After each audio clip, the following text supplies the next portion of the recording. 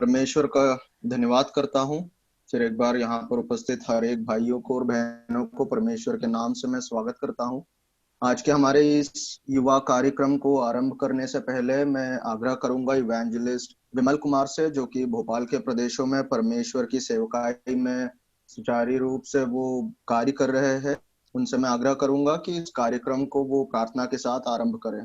हमारा धन्य महान प्रेमी दयालु पिता परमेश्वर, हम धन्यवाद देते हैं पिता की आज के समय के लिए, पिता की युवाओं के लिए। प्रभु ऐसा एक मीटिंग आपने शुरू होने के लिए प्रिय लोगों का आपने मदद की कि किसी की न किसी दिल में आपने बोझ डाला प्रभु की, जैसे कि इस विषम परिस्थिति के समय सभी लोगों को प्रभु आपका वचन सुनने का मौका नहीं मिल रहा है, और कई सारे मीटिंग और कई सारे कार्यक्रम बंद होने की वजह से परमेश्वर आपने इस तरह से प्रभु आपके लोगों के द्वारा, आपके दासों के द्वारा इस तरह के एक मीटिंग प्रभु आपने शुरू करने का प्रभु बुद्धि और ज्ञान दिया, और इस समय काल देने के लिए हम धन्यवाद देते हैं। और प्रभु ये संरंभ प्रभु कई सारे युवाओं के लिए, कई सारे लोगों के लिए प्रभु फायदा मंद होते हैं। प्रभु का वचन कुछ बातों को सीखने के लिए प्रभु ये एक बहुत बड़ा प्लेटफॉर्म बनने के लिए हम बहुत ही धन्यवाद देते हैं पिता परमेश्वर। आप इस संरंभ को प्रभु, इस मीटिंग को और इस कार्यक्रम को युवा को प्रभु आपको सामर्थ्य हाथों में से इसको और भी आगे बढ़ा दीजिएगा प्रभु, कि युवाओं के लिए, प्रभु के जवानों के लिए परमेश्वर के विषय में कई सारे बातों को सीखने का प्रभु के नाम से प्रभु के लिए आगे बढ़ने के लिए ये मौका मिले। जैसा वचन कहते हैं कि अपने जवानी के दिनों में अपने सृजनहार को स्मरण रख, इससे पहले कि वो बुरे दिन आने के पहले कि ऐसा न होने पाए कि इसमें मेरा मन नहीं लगता। हाँ प्रभु, ये बहुत बड़ा एक कार्य है कि प्रिय जवानों को प्रभु आपके विषय में रुचि दिया है प्रभु, आपने धन्यवाद देते हैं। उनको और आगे बढ़ा दीजिए प्रभु के विषय में, आपके नाम से आगे बढ़ने के लिए प्रभु का जो ज्ञान है प्रभु, जो वचन के ज्ञान है, उसको पकड़ कर परमेश्वर का राज्य के लिए उन्नति की ओर बढ़ते जाने के लिए परमेश्वर आप मदद कर, सहायता कर, धन्यवाद देते हैं। और जो रिसोर्सेस है प्रभु इस मीटिंग में है प्रभु, जो आपका जो वचन सुनाएंगे प्रभु, जो क्लासेस लेंगे प्रभु, सभी दासों को प्रभु आपको सामर्थ्य हाथों में सौंपते हैं प्रभु। और जो भी इसमें जुड़े हैं सभी भाई बहनों को, सबको आपको सामर्थ्य हाथों में सौंपते हैं। जो भी अभी तक नहीं जुड़ पाए, कोई भी यदि तकनीकी परेशानी होते हैं प्रभु, उनको भी मदद कर प्रभु, ताकि इस मीटिंग में प्रभु समय पर जुड़ पाए प्रभु, और इसका जो पूरा लाभ उठाने पाए। धन्यवाद देते हैं, हमारा प्रार्थना सुना, धन्यवाद देते हैं प्रभु यीशु मसीह के बेटे नाम से मांगते सुनी और ग्रहण कीजिए पिता, आमीन। धन्यवाद ब्रदर विमल कुमार भाई। मैं परमेश्वर का फिर एक बार धन्यवाद देता हूँ कि परमेश्वर ने हम सभी को फिर एक बार ऐसा एक अवसर दिया कि इस प्रकार से जूम मीटिंग के द्वारा हम लोग फिर एक बार युवा कार्यक्रम के लिए जूम के द्वारा हम लोग मिल सकते। और यहाँ पर उपस्थित हर एक भाई बहनों को मैं फिर एक बार परमेश्वर के मीठे और पवित्र नाम से मैं सभी का स्वागत करना चाहता हूँ। और हमारे अगले कार्यक्रम की ओर हम लोग ज्यादा समय को वेस्ट न करते हुए आगे की ओर बढ़ेंगे। हमारा अगला कार्यक्रम है गीत, जो कि भोपाल असेंबली के युवा प्रस्तुत करेंगे। उनका नाम मैं प्रत्येक रूप से लेना चाहूंगा। Febi, Stephen Matthew, Gloria, Darin, Benjamin, Abhilash, टिमी।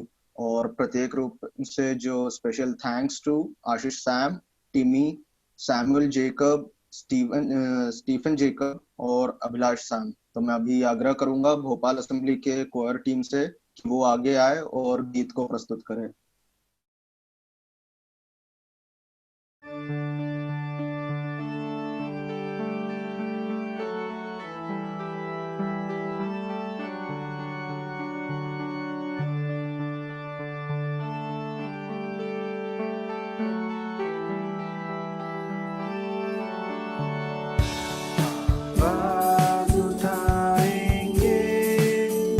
हम साज बजाएंगे,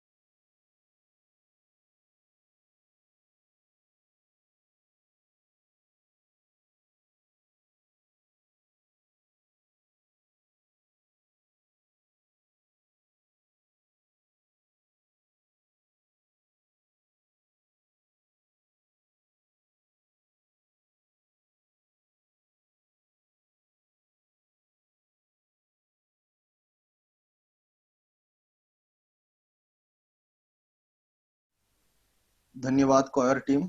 मैं सभी युवाओं को धन्यवाद देता हूँ जिन्होंने ये गीत गाए और जिन्होंने भी ये गीत को प्रस्तुत करने के लिए इसके पीछे इन्होंने कार्य किया, इतने ही सुंदर रीति से इतने मधुर गीत को प्रस्तुत किया। मैं प्रार्थना करता हूँ कि परमेश्वर आप सभी को आशीषित दे और इन सभी कार्यों के द्वारा जो है, इन गीतों के द्वारा भी परमेश्वर के नाम को महिमा मिल सके।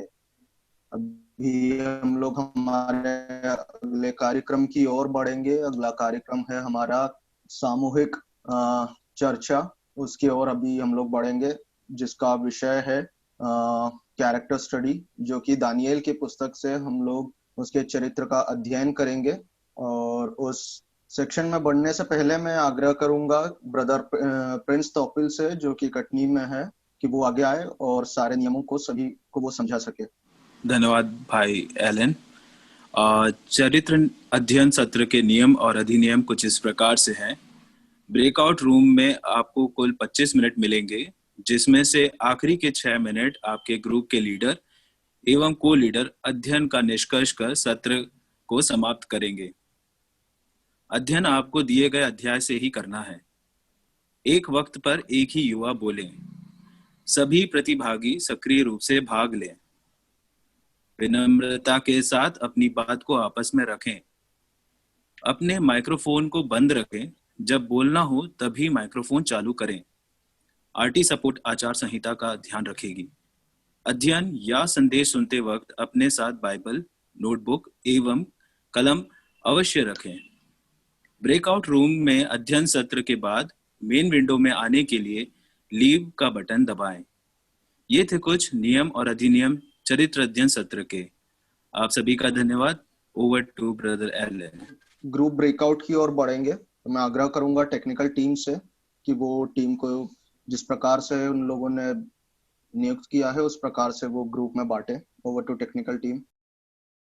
हम दानिएल के 3 अध्याय को देखना चाह रहे हैं कि जब हम पहले अध्याय में देखते हैं कि दानिएल को और उसके दोस्तों को बंधुआई से लेके आना और फिर उनके नाम को चेंज करना, उनको ऐसे जो खाना राजा के साथ खाने के लिए, मतलब एक अच्छा सिपाही बनाने के लिए उनको अच्छा खाना देने का टाइम उसने मना किया। और फिर दूसरे अध्याय में जब हम देखते हैं कि उसके राजा ने सपना देखा कि मूर्ति है और उसके सपने का अर्थ भी बताना है, सपना भी बताना है। और उसके बाद में उधर भी हम उसकी परमेश्वर के प्रति समर्पण को देखते हैं। तीसरे अध्याय में जब हम देखते हैं कि राजा ने उस मूर्ति को दंडवत करने के लिए उस पूरे राज्य को बोला, फिर भी उन तीनों दोस्तों ने अपने परमेश्वर के प्रति उस प्रेम को दिखाया कि उन्होंने उसको दंडवत नहीं किया, जबकि उनकी मृत्यु भी हो सकती थी। उन्हें परमेश्वर ने उस मृत्यु से बचाया। प्रार्थना का जीवन बहुत जरूरी है। प्रार्थना का जीवन उस महान परमेश्वर के उस रिश्ते को दर्शाता है। दानिएल के जीवन में देखते हैं कि प्रार्थना 3 बार किया करता था। हमारे जीवन में भी विश्वास के साथ प्रार्थना करना बहुत जरूरी है। एक समर्पित जीवन जीना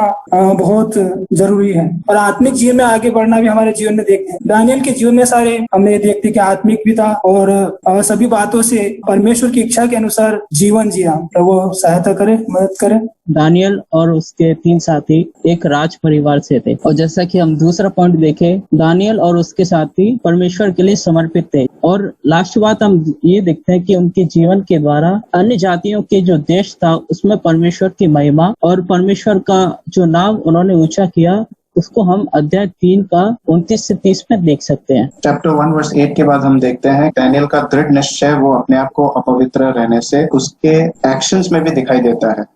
जैसे हमने पहले अध्याय से देखा कि उसने अपवित्र वस्तु को नहीं छुआ। हम परमेश्वर के लिए एक निर्णय लेते हैं अपने जीवन में, दूसरों के सामने वो भले ही टफ हो, बट परमेश्वर उस सिचुएशन में हमारी लज्जा का कारण नहीं होता। हमें उसके कारण से अगर हम परमेश्वर को कंसिडर करते हैं, then God will also consider us. Second chapter में हम देखते हैं जब राजा के स्वप्न का जवाब नहीं दिया गया, उसको विश्वास है, मतलब फेथ, उस प्रेशर के सिचुएशन में भी उसको परमेश्वर के प्रति विश्वास है कि इम्पॉसिबल चीज को भी गॉड हमें बता सकता है। ये दूसरी बात हम देखते हैं।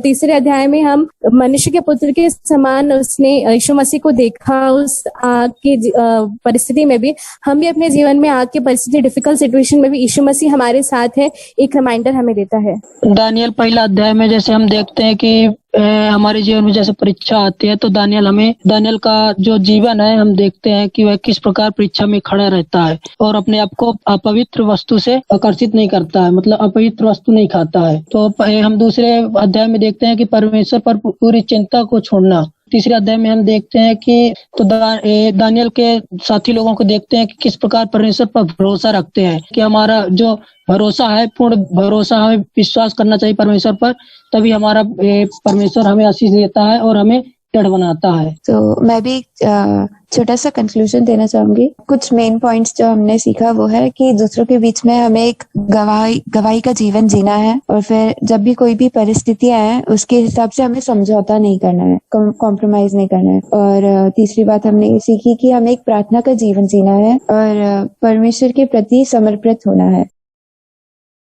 तो एक ब्रीफ इंट्रोडक्शन चैप्टर 4 से चैप्टर 6 तक क्या क्या हुआ है मैं उसके बारे में बताना चाहूंगा। चैप्टर 4 में नबूकदनेस्सर राजा और दानियल के बीच में हम बातों को देखते हैं, कैसे दानियल ने नबूकदनेस्सर राजा के सपनों को उसका अर्थ बताया है। तो 5th चैप्टर में हम देखते हैं कि कैसे बेलशस्सर जो नबूकदनेस्सर का पुत्र था, जब वो राजा हुआ तब उसने भी अपने पिता से नहीं सीखा और उसका जो हार्ट था वो हम्बल नहीं किया, और जिस तरह उसकी मृत्यु हो गई हम वहां पर 5th चैप्टर में देखते हैं। और 6th चैप्टर में हम देखते हैं कि दारुस राजा वहां पर नियुक्त किया गया, और हम देखते हैं कि वहां पर वे दानियल की मिस्टेक्स फाइंड करने लगे, और उसके बाद में उन्होंने दानियल को वहां पर डेन में डाला है। और उसके बाद में हम देखते हैं कि दारुस राजा बहुत ही अत्यंत खुशी से, उस आशा से उस डेन के पास गया है और प्रभु की नाम की महिमा वहां पर होने पाई है। तो अगर हम इस अध्याय को देखें तो इसका शीर्षक हम ऐसे दे सकते हैं, जीवित गवाही, जीवित पत्थर या आदरणीय पात्र। तो इस अध्याय में हम देखते हैं कि राजा नबूकदनेस्सर की जो गवाही को हम देखते हैं, जो वो सभी अन्य जातियों और समस्त पृथ्वी के लोगों के साथ साझा कर रहा है। तो हम देखेंगे कि परमेश्वर ने उसे ये सौभाग्य दिया कि जो वो अपनी गवाही को बाइबल में लिख सके। जैसे कि हम अगर पूरे चैप्टर 4 को देखें, वर्स 1 to 19 और वर्स 34 to 17 जो है नबूकदनेस्सर राजा के बारे में लिखा गया है। फिर हम देखते हैं कि दानियल के फ्रूट ऑफ स्पिरिट को हम देखते हैं कि दानियल बुद्धिमान था, निडर था, विश्वास योग्य था प्रभु के प्रति और राजा के प्रति भी। चैप्टर 4, चैप्टर 5 में उसके फियरलेसनेस की बात की गई है, उसके नॉलेज की बात की गई है कि वो कितना ज्ञानी था, और हर चैप्टर में ये एक्सेप्ट किया गया है कि दानियल में पवित्र आत्मा का वास था। 22वां वचन हमें स्पष्ट रूप से बता रहा है कि दानियल परमेश्वर के सामने भी निर्दोष पाया गया। हमने पहले देखा कि वो सांसारिक रूप से निर्दोष था, उसमें कोई दोष नहीं था। यहाँ पे वो परमेश्वर के सामने भी निर्दोष पाया गया है। उसे उसके विश्वास ने बचाया। दानियल को बचाने वाला था उसका विश्वास, उसका अटल विश्वास जो परमेश्वर पे उसे था, और इसी विश्वास ने दानियल का जीवन बचाया। आगे जाकर दारा राजा का आत्मा भी परमेश्वर में जीत लिया गया, और जब हम आगे देखते हैं तो पूरा राज्य परमेश्वर की महिमा करने लगा। हमारे जीवन में भी ऐसे हो सकता है बहुत बार कि हमारे दोस्त या हमारे कलीग्स हमें गिराने की कोशिश करें, पर हम किसके साथ रहते हैं ये हमें सोचने की बात है। क्योंकि ये हमारा लास्ट चैप्टर है तो हम सोच सकते हैं कि इसमें से हम एक पुख्ता हमारे लिए वैल्यू बनाए, हमारे जीवन के लिए एक वैल्यू बनाए। तो मेरे लिए सबसे अहम इम्पोर्टेंट वैल्यू होगा कि अटल रहना और बलवा ना करना। दानियल ने बिल्कुल बलवा नहीं किया। He was very respectful and तक। वो जब लायन के डेन में था तभी भी ही एड्रेस्ड द किंग। वो किंग से जब भी बात किया उसने किंग को बहुत रिस्पेक्टफुली एड्रेस किया। तो ये उसका कैरेक्टर बहुत अच्छा है। Daniel was a very humble, very sophisticated person but humble too, and he stuck to his, मतलब वो अपने कैरेक्टर से डटा रहा अंत तक। तो हम ये देख सकते हैं हमारे जीवन के लिए बहुत अहम रिफ्लेक्शन है। चैप्टर 4 के 19th वर्स से देखते हैं, वो है डैनियल का जो इंटरप्रिटेशन पावर जो परमेश्वर ने उसको दिया था, कि वो जितने भी स्वप्न राजा ने उसको बताए थे उसको इंटरप्रेट करने का पावर उसके पास था। बेलशस्सर और जो उनके पिता थे नबूकदनेस्सर। तो ये दोनों के जीवन में एक खास बात थी, वो थी प्राइड या घमंड। वो घमंड से इतने चूर थे, जब पूरा उनको साम्राज्य मिला चलाने के लिए, और राजा के पास शायद ऐसा हो सकता है कि उनके अंदर घमंड काफी आ जाए। ये बहुत स्वाभाविक सी बात है। अगर हमारे पास थोड़ा बहुत भी पैसा हो तो, और जिनके पास नहीं हो, तो हम उनसे भी कंपेयर करने लगते हैं। ये बहुत ही आम बात है इंसान के लिए, पर ये हमारे लिए नहीं है। क्यों? क्योंकि दानियल जब उनके राज्य में था, तब जो ओहदे उसको मिले थे, उसने उसका दुरुपयोग नहीं किया। उसने उसके बारे में सोचा नहीं कि नबूकदनेस्सर और बेलशस्सर मुझे क्या दे रहे हैं। वो परमेश्वर को चाहता था, परमेश्वर के साथ चलना चाहता था। ये उसकी खासियत थी। तो हम इसको अपने अंदर बनाए ना रखें। अगर छोटी सी भी घमंड की बात हो हमारे जीवन में, परमेश्वर के सामने रखें। परमेश्वर अवसर देता है। हम अभी बहुत आगे आ चुके हैं और एंड टाइम्स की तरफ है, और हमारे चारों तरफ लोग हमें इसी कारण नीचा गिराना चाहेंगे और हमें धकेलना चाहेंगे। पर परमेश्वर ने हमारे लिए बहुत बड़ा प्लान रखा है, और ये प्लान उनने यीशु मसीह के द्वारा हमें बताया है। तो जो भी यीशु मसीह पे भरोसा करता है वो कभी भी नष्ट नहीं होगा, उसके लिए अनंत जीवन है, और अनंत जीवन का प्रतिफल उसको मिलेगा। परमेश्वर का नाम हमारे लिए कभी भी वीकनेस नहीं हो सकता है, उससे हमें हमेशा सामर्थ्य ही मिलेगी। हम चरित्र अध्ययन दानियल चैप्टर 7 to 9 से करेंगे। जो हम जिस प्रकार से हम दानियल के जीवन को देखते हैं, दानियल का जीवन हम सबके लिए एक युवा जीवन में एक सबसे बड़ा एक रोल प्ले करने वाला है, जहां हम उनके जीवन से बहुत कुछ सीख सकते हैं। चैप्टर 9 में हम लोग देख रहे थे, अगर हम अपने बड़ों की बात को सुनेंगे, उनसे राय लेंगे, तभी हम अपने जीवन को और सफल बना सकते हैं। उसने दानियल ने विजन देखा कि इजराइल के साथ फ्यूचर में क्या होने वाला है। वो बहुत ही डिस्ट्रेस में था, वो बहुत घबरा गया था कि क्या होने वाला है। आपने जो वर्स रीड किया उससे पता चलता है कि वो एक जू था ऑफ कोर्स, बट वो पूरे स्क्रिप्चर्स अच्छे से रीड करता था, वो मेडिटेट करता था। इस वजह से वो सीखने को मिलता है, वो उसका एक कैरेक्टर था।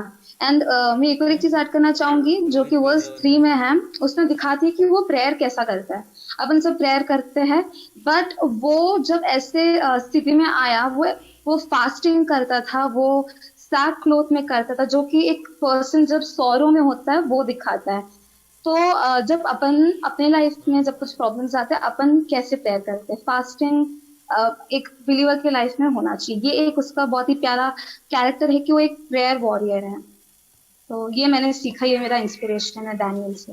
जो इस डिस्कशन से हम क्या सीखते हैं, हमने दानियल के कई स्वभाव को हम जानते भी हैं कि वो परमेश्वर से बहुत उसका एक अच्छा रिश्ता को हम देखते हैं। जो दानियल को जब दर्शन मिला था, तो दानियल उस दर्शन को समझ तो नहीं पा रहा था, परंतु वो जो जहाँ 28 पद में देखते हैं कि वो फिर भी परमेश्वर के वचन को समझने की पूरी तरीके से कोशिश, परमेश्वर के उस दर्शन को समझने की पूरी तरीके से कोशिश करता है। तो हमारे जीवन में भी जब परमेश्वर हमसे बात करे, हम उसकी बात को सुने, उसकी बात को समझे। दानियल जब उसको 8 अध्याय में जो दर्शन मिले थे, उसके बाद वो कई दिनों तक जो है वो परेशान था। तो उधर हम देख सकते हैं जब दानियल परेशान था तो वो प्रभु के, उसके पास जो स्क्रिप्चर्स थे उस टाइम उसकी ओर मुड़ता है। तो हमारे पास अभी क्या है? हमारे पास अभी हमारा बाइबल है। हमारे जीवन में भी कहीं परेशानियां आती है, हमारे जीवन में भी कहीं ऐसे स्थिति आते हैं जहाँ प्रभु हमसे बात करता है और हम समझ नहीं पाते कि प्रभु हमसे क्या बोलना चाहता है। तो हमें प्रभु के सन्मुख और जाना चाहिए, उसके वचन से हमको उसको समझना चाहिए। 11वें अध्याय को भी 11वें वचन को भी देखते हैं, उसमें भी यही लिखा गया है कि वो उसको गौर से देख रहा था। हम देखते हैं कि गौर से देखना, समझना एक चरित्र को दिखाता है कि हम अपने आसपास की चीजों के लिए, अपने आसपास जो घटना घट रही है उसके लिए सजग हैं। हमें सजग रहना, इसी प्रकार हमें अपने मसीह जीवन में भी सजग रहना है। हमें ये जानना है कि हमारे आसपास क्या हो रहा है। दूसरा पॉइंट मेरा है कि हमें पवित्र बनना है। जो परम प्रधान का राज्य है वो पवित्र लोगों को दिया गया। इन तीनों अध्यायों में हम उस राज्य के पदों में हम राज्य के बारे में देखते हैं। वो राज्य जो पवित्र लोगों को दिया गया, पर पवित्र लोग, जो पवित्र लोग हैं, पवित्र लोगों की झलक जो होती है वो कैसी होती है, पवित्र लोग कैसे होते हैं, वो हम जब दानियल के जीवन को देखते हैं तब हम समझ पाते हैं कि वो हर समय प्रार्थना में लगा रहता था, हर समय गिड़गिड़ाने में लगा रहता था, हर समय परमेश्वर को मनाने में लगा रहता। हम वचन में देखते हैं कि परमेश्वर को मनाने की भी एक बात यहाँ पे कही गई है। एक बहुत ही महत्वपूर्ण बिंदु मैं आपके सामने रखना, हम देखते हैं कि हमारे जीवन में इस संसार में एक समय निश्चित काल दिया हुआ है। इस निश्चित समय में हमें परमेश्वर के समीप जाना है, परमेश्वर के प्रति जो हमारी जिम्मेदारियां हैं उन्हें पूरा करना है, हमें पवित्र बनना है और परमेश्वर के योग्य बनना है कि जो आने वाला दिन है जब परमेश्वर हमें लेने के लिए आएगा तब हम ग्रहण योग्य हों और पवित्र बन के उस राज्य में हम उसके साथ वास करने वाले हो सके। ये जो कुछ पॉइंट थे वो हमने परमेश्वर के दानियल के जीवन से सुना है, जो हमें अपने जीवनों में लागू करना है ताकि हम परमेश्वर के समीप जा सकें। सभी को जय मसीह की। आज हम यहाँ पे इकट्ठे हुए हैं दानियल की पुस्तक से एक चरित्र अध्ययन करने के लिए। दानियल की किताब से 10, 11 और 12 अध्याय से। पहला तो ये कि दानियल प्रभु को पहचान लेता है, तो हमको भी प्रभु को पहचानना है। और उसके बाद दानियल परमेश्वर के युद्ध को देख लेता है। और हम देखें तो इसके 12 पद में दानियल परमेश्वर की बातों को समझने के लिए मन लगाता है और परमेश्वर के आगे अपने को दीन भी करता है। 12 के 13 में देखें तो दानियल को एक आज्ञा है, उसे प्रभु आज्ञा देता है, क्योंकि वह प्रभु की आज्ञा का पालन करता है। वह राजा या किसी और जन के कारण से वह प्रभु की आज्ञा को नहीं टालता। वो किसी के डर से या किसी और जन या राजा के डर से वो आज्ञा को टालता नहीं है, बल्कि जो उसे आज्ञा देता है प्रभु उसकी आज्ञा का वो पालन करता है। इससे यही है मैं कि दानियल प्रभु यीशु मसीह का दास पवित्रता को देखकर वो सम्मुख खड़ा नहीं हो पाया। जब परमेश्वर ने बल दिया तब वो परमेश्वर के प्रभु यीशु मसीह सम्मुख खड़ा हो पाया। और हमारा जीवन भी, हम भी पाप के कारण प्रभु से दूर थे। जब प्रभु ने हमें बुलाया और हमें अपने पास बुलाया और अपने सम्मुख खड़ा किया, तब कहीं हम परमेश्वर की आराधना और सुसमाचार लोगों के बीच में बता पाते हैं। ये परमेश्वर का अनुग्रह है और कि हम यीशु मसीह के द्वारा ये पाया है। जिस प्रकार दानियल पवित्रता का दर्शन नहीं कर पाया, लेकिन परमेश्वर ने उसे समर्थ दिया।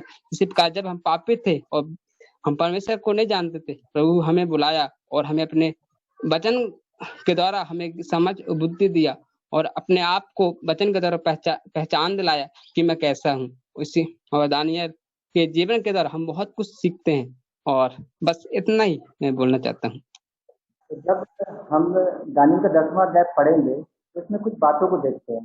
कहने का मतलब है कि जब हम अपने आप को नम्र और दीन करते हैं तो परमेश्वर हमारे वचनों को सुनता है, हमारी करुणा को सुनता है, हमारे शोक जब हम शोकित होते हैं तो परमेश्वर देखता है और उसका उपाय निकालता है। और जब हम दानियल की इस चरित्रों के बारे में देखते हैं तो हमारे मन में एक सवाल आता है, क्या ये सारे के सारे जो चरित्र के पॉइंट हमारे अंदर हैं, क्या परमेश्वर का महत्व, क्योंकि मेरे जीवन में इस प्रकार से नहीं परमेश्वर को महत्व दिया जाता। अगर हम देखें तो हमारे जीवन में इस प्रकार से महत्व नहीं दिया जाता। अगर इस प्रकार से हम परमेश्वर को प्राथमिकता दें तो जितनी भी सारी समस्याएं आती हैं हमारे जीवन में वो कभी आएंगी नहीं। और अगर हमें अब परमेश्वर का दर्शन हम अपने जीवन में लाना है तो परमेश्वर को प्राथमिकता देनी है। ये 10वें अध्याय में 2nd वचन जब देखते हैं, दानियल 3 हफ्ते तक रोता रहा, शोकित हुआ। 3 हफ्ते के लिए क्यों? 3 हफ्ते तक क्यों दानियल को प्रार्थना करना पड़ा? क्या परमेश्वर पहला दिन में दानियल को जवाब नहीं दे सकते क्या? क्या दानियल की प्रार्थना में कोई कमी है क्या? नहीं, बिल्कुल नहीं। लेकिन 3 सप्ताह तक दानियल को इतना भयंकर रीति से रोना क्यों पड़ा? मतलब बिना खाने का शोकित क्यों होना पड़ा? हम उसका जवाब हम वचन में ही देखते हैं। दानियल किताब 10वां अध्याय उसका 13 में हम देखते हैं कि दानियल का जो प्रार्थना का जो आंसर है, जवाब है, उसको स्वर्ग से पृथ्वी पर आते समय रोका गया। 13 वचन को आप पढ़ लीजिए। शैतान ने दानियल के आंसर को रोक दिया। वो 3 हफ्ते से प्रार्थना कर रहे लेकिन शैतान ने उस आंसर को रोक दिया। परमेश्वर ने दया किया और मिखाएल को भेजा ताकि उसका आंसर को रोकने वाले शैतान को वो हटा सके। सच में हम भी, मैं ये वचन पढ़ते समय प्रभु ने मुझसे बात किया, जब मैं प्रार्थना करते हैं बहुत लेट होता है, बहुत जवाब नहीं मिलता, बहुत टाइम लगता है। क्यों? क्योंकि आपका जवाब उस स्वर्ग पे अटका हुआ है। क्योंकि वायुमंडल में जितने भी दुष्टात्मा के सेना है आपके प्रार्थना को रोक के रखते हैं।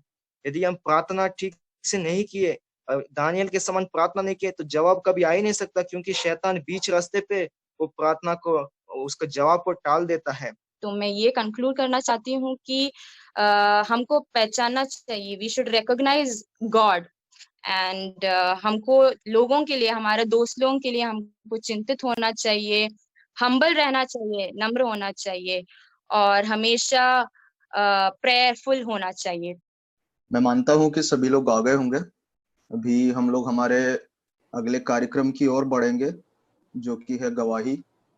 अभी हम लोग हमारे कुछ भाइयों और बहनों से उनके जीवन से संबंधित उनके गवाही को अभी हम लोग सुनेंगे।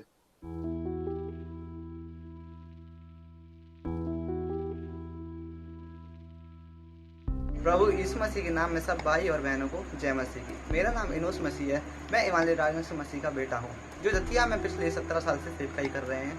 और मेरे पिताजी प्रभु यीशु मसीह की सेवा ब्रदर रंजीत कुमार बाग बिलीवर्स असेंबली ग्वालियर के साथ कर रहे हैं। मैं बचपन से प्रभु यीशु मसीह के बारे में सुन रहा हूँ और मैं बाइबल पढ़ता हूँ, प्रार्थना करता हूँ और मैंने नया जीवन पा लिया है। मैंने प्रभु यीशु मसीह को अपना उद्धारकर्ता अपने जीवन में मान लिया है और मैं बपतिस्मा लेने के लिए तैयार हूँ। अभी लिया नहीं है, लेने जा रहा हूँ और मैं अभी पढ़ाई कर रहा हूँ। मेरे लिए प्रार्थना करना। धन्यवाद। जय मसीह।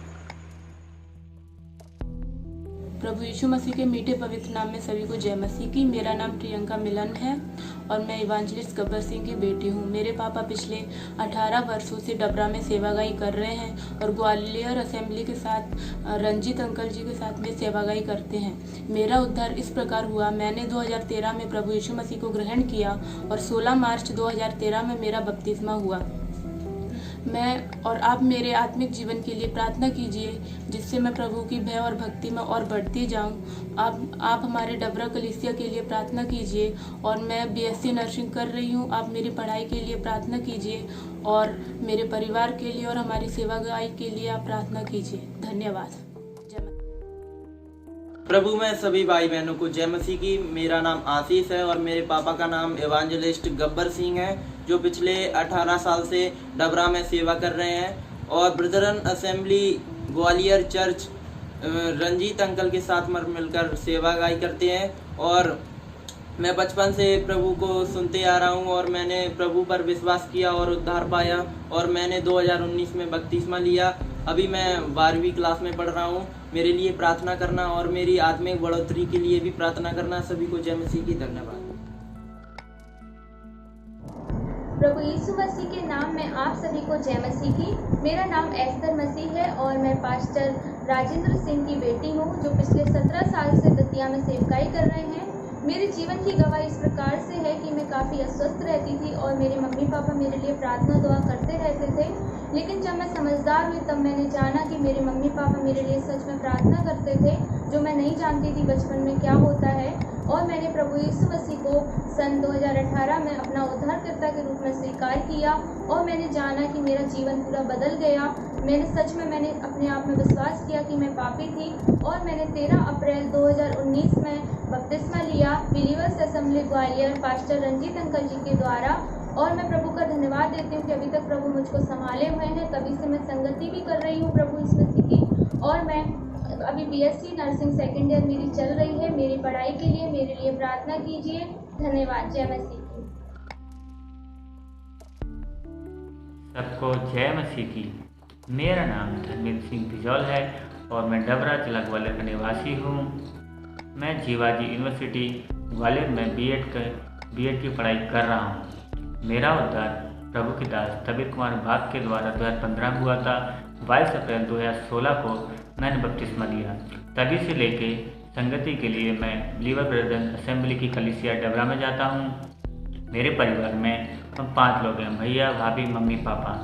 इनका भी उद्धार नहीं हुआ है। इनके उद्धार के लिए आप प्रार्थना करें। और इस युवा मीटिंग से मैं चाहता हूं कि इसी तरह से आप युवाओं की आत्मिक उन्नति के लिए ऐसे ही कार्यक्रम प्रस्तुत करते रहें और हमारी उन्नति होती रहे। धन्यवाद। जय मसीह की। मेरा नाम सुभाष जमरा है। मैं आप सबको धन्यवाद देता हूं कि इस छोटी सी गवाही को आपके बीच में रखने का मौका मिला। और मैं खंडवा ब्रदरन असेंबली से हूं मैं एक हिंदू परिवार से हूँ। मेरे परिवार में 5 सदस्य हैं, माता पिता, एक भाई और एक बहन है। लेकिन इनमें से केवल मैं ही प्रभु को अपने उद्धारकर्ता के रूप में ग्रहण किया है। और 2015 में प्रभु के दास के द्वारा उद्धार का सुसमाचार मेरे पास पहुंचा और मैंने प्रभु को अपने उद्धारकर्ता के रूप में ग्रहण किया। और उसी बीच 2017 में मैंने प्रभु की आज्ञा को मानकर बपतिस्मा लिया। इसलिए प्रभु का धन्यवाद करता हूँ कि मैं इसके बीच में मुझे प्रभु का वचन सीखने का मौका मिला। निबी नॉर्थ इंडिया बाइबल इंस्टीट्यूट में जाकर प्रभु के वचन सीखने का 2 साल तक मुझे मौका मिला। और इस वहाँ से वापस आकर आज मैं खंडवा में रहकर प्रभु की सेवा करता हूँ। इसलिए आप मेरे लिए प्रार्थना कीजिए ताकि मैं पूरी विश्वास योग्यता के साथ प्रभु की सेवा कर सकूं। और जो लोग अभी भी अंधकार में है, बुराई में है, उनको प्रभु का सुसमाचार बताकर प्रभु के प्रेम को उन पर प्रकट कर कर वो भी लोग भी प्रभु को जानने पाए और वो भी उद्धार पाकर प्रभु की संगति में आ सके, ऐसा विचार कर सके। और आप सभी मेरे लिए प्रार्थना कीजिए मेरे परिवार के लिए, ताकि वो भी प्रभु पर विश्वास कर कर अपने जीवन को, अपने आत्मा को बचा सके। आप सबको जय मसीह की, प्रभु के नाम की महिमा हो।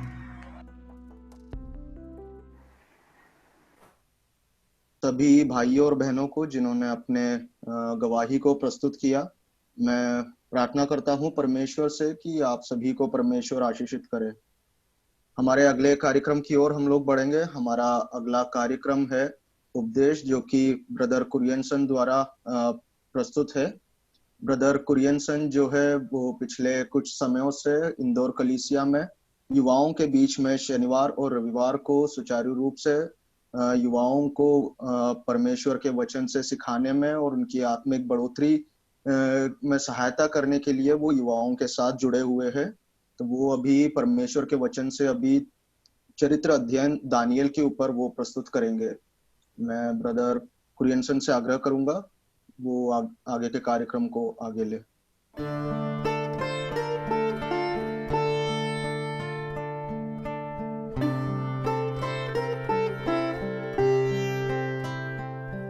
परमेश्वर के बड़े और अद्भुत नाम की महिमा हो। इस युवा मीटिंग में आप लोगों से बात करने में बहुत ही आनंदित हूँ मैं भी। और युवाओं का समय, युवा जीवन बहुत ही अच्छे हैं। परमेश्वर को युवाओं की ज़रूरत है, कलीसिया में युवाओं की ज़रूरत है। आज के इस संदेश के समय थोड़े समय एक बाइबल के एक युवा व्यक्ति के संबंध में आपसे बात करना चाहूँगा। उसका नाम है दानियल। बाइबल में से आप सब दानियल के संबंध में पहले से सुन चुके हैं। इस दानियल के जीवन और उसके कुछ स्वभाव को हम देखेंगे। दानियल कौन था? दानियल एक यहूदी जवान व्यक्ति था। जब नबूकदनेस्सर राजा, बाबिल के राजा नबूकदनेस्सर ने यहूदी देश को घेराबंदी कर लिया, तो उस समय के राजा ने परमेश्वर के वचन, यहूदा देश में जो राजा थे, परमेश्वर के वचन के खिलाफ, यहाँ तक कि परमेश्वर को वचन को जला दिया। उसके तुरंत पश्चात केवल राजा के ऊपर नहीं, पूरा देश में परमेश्वर की एक सजा के रूप में वो अन्य देश में जाना पड़ा। तो बाबिल के राजा नबूकदनेस्सर ने इस देश को घेराबंदी कर इसमें से काफी लोगों को बंदी बना के ले गया। उनमें कुछ जवान लोग भी थे। स्पेशली इन्हें राजा के भवन में नियुक्त करने के लिए ले गया। उनमें से एक व्यक्ति का नाम है दानियल। दानियल जब वहां पर पहुंचे, केवल 18 साल के आदमी थे। 18 साल का एक जवान।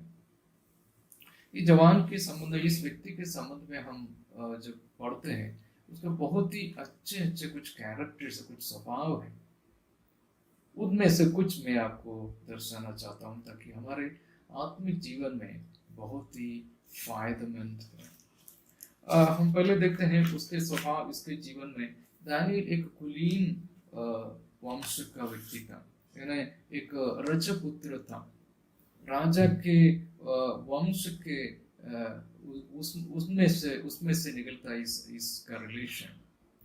जब राजा एक कुलीन व्यक्ति के रूप में जब वहां पर बाबिल में पहुंचे, इस दानिएल वहां पर भी अपने इमेज बना कर रखा। हमेशा ही सोचता था मैं इसराइली हूँ, हाँ मैं यहूदी हूँ, परमेश्वर के लोग हैं और परमेश्वर के वचन नियम पालन करने के लिए मैं निर्बंधित हूँ। इसलिए उसका खान पान, उसकी वहाँ के रीति रिवाज सब कुछ परमेश्वर की पसंद के रूप में बदल गया। दोस्तों, जब हम हमारी जवानी में रहते हैं तो हमें हमेशा याद रखना, हम भी प्रभु यीशु मसीह के संतान के रूप में, कौन है प्रभु यीशु मसीह? हम जानते हैं राजाओं का राजा है, परम पवित्र परमेश्वर है। हम उसकी संतान के रूप में हमेशा याद रखें, मैं तो कुलीन हूँ, मैं प्रभु यीशु मसीह की संतान हूँ। इसलिए ये बात याद रखना बहुत जरूरी है। भले स्कूल कॉलेज में कहीं पर भी हो, हमेशा हमारे सोच विचार में, हमारे दिल दिमाग में, हमारे मस्तिष्क में ये बात याद रखना कि मैं कौन हूँ, मैं एक विश्वासी हूँ। दानिएल का सकन स्वभाव हम देखते हैं। दानिएल राज मंदिर में रहने योग्य था। जब इन लोगों के सिलेक्शन किया, इनको लेके आया, स्पेशली बताया कि ऐसे लोग होना चाहिए निर्दोष और राज मंदिर में प्रसन्न होने के लिए योग्य हो। दोस्त, हम याद रखें, प्रिय युवा हो, ये याद रखें, हम परमेश्वर के सन्मुख बैठने वाले लोग, परमेश्वर की आराधना करने वाले लोग हैं। परमेश्वर यही हमारे जीवन से चाहता है, हम हमेशा परमेश्वर के मंदिर में रहने योग्य हो। हमारे जीवन में इस प्रकार की कोई गलती ना हो, कोई मलिनता हमारे जीवन में नहीं दिखाए। परमेश्वर केवल हमारी काबिलियत नहीं, परमेश्वर हम खुद को देखते हैं, हमारे जीवन को देखते हैं, इसलिए हम योग्य रहें। और तीसरा क्वालिटी हम देखते हैं इसके जीवन में, दानिएल अपने ज्ञान और बुद्धि के संबंध में बहुत जाने माने थे। 5वां अध्याय 11वें वाक्य में हम पढ़ते हैं, इसके संबंध में रानी कुछ कहती है, इसमें ईश्वरीय आत्मा रहती है। वहां पर कुछ ऐसी बात आई कि कौन इसका अर्थ बता सकता है, कौन इसका निराकरण दे सकते हैं। तो रानी ने खुद बताया कि अरे क्यों परेशान होते हैं, दानिएल करके एक व्यक्ति है, उसको बुलाओ, उसमें ईश्वरीय आत्मा रहती है। कौन है ईश्वरीय आत्मा? परमेश्वर की आत्मा, पवित्र आत्मा। लोगों को मालूम हुआ, सारे लोगों को मालूम हुआ, इस दानिएल में परमेश्वर की आत्मा रहते हैं, ये परमेश्वर से नियंत्रित है, ये बात कहते हैं। और ये जो कार्य करता है सब कुछ परमेश्वर से नियंत्रित होकर करता है। दोस्तों, हमारे जीवन में भी जब हम कार्य करते हैं, हम बात करते हैं, हम कहीं पर भी जाते हैं, जो लोग हमें देखते हैं ये समझें ये व्यक्ति, इस युवा व्यक्ति, इस युवती पवित्र आत्मा से प्रेरित है, पवित्र आत्मा से नियंत्रित है। हम हमारी कला और काबिलियत दिखाने का कोशिश ज़्यादा करने की ज़रूरत नहीं। कली से कभी भी अपनी कला काबिलियत दर्शाने की कोई प्लेटफॉर्म नहीं रखेगा। परमेश्वर के मंदिर परमेश्वर के लिए, परमेश्वर की महिमा के लिए। 14 पॉइंट में हम आते हैं, उसका दूसरा अध्याय है 28 वाक्य और 30वां वाक्य। दूसरा अध्याय 28 वाक्य और 30वां वाक्य है। इस दानिएल जब इंटरप्रिटेशन, जो अर्थ बदलाता था, राजा लोग जो स्वप्न देखा उसका अर्थ बदलाता था, लेकिन उसका कोई क्रेडिट नहीं लेता था। राजा ने उससे पूछा, दूसरा अध्याय में हम आते हैं 28 वाक्य में, राजा ने पूछा, क्या दानिएल तुझमें ऐसी कोई शक्ति है कि तू इसका अर्थ बता सकते? तो उसने कहा, हे राजा, परमेश्वर स्वर्ग में है। ये नहीं कहा कि हाँ मैं बहुत ही सक्षम हूँ, मुझे इसे परिचय है, मैं कर सकता हूँ, ऐसे कोई बात नहीं कही। उसने इतना कहा कि परमेश्वर स्वर्ग में है। इसका अर्थ परमेश्वर बदला सकता है, बता सकता है, खुद का कोई क्रेडिट नहीं लिया। 30वां वाक्य में जब आता है, हमें पढ़ते हैं कि वो खुद कहता है, दानिएल खुद कहता है, मैं बाकी लोगों से कोई ज्यादा बुद्धिमान नहीं हूं।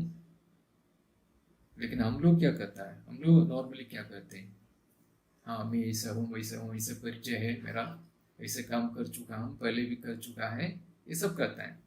दानिएल कुछ नहीं कहता, जबकि दानिएल के संबंध में लोग कहते हैं कि ये बहुत बुद्धिमान है, ये परमेश्वर से पवित्र आत्मा से नियंत्रित है, लेकिन खुद कोई क्रेडिट नहीं लेता है। परमेश्वर ये सेवकाएं जो भी हम करते हैं उसका क्रेडिट केवल परमेश्वर को दे।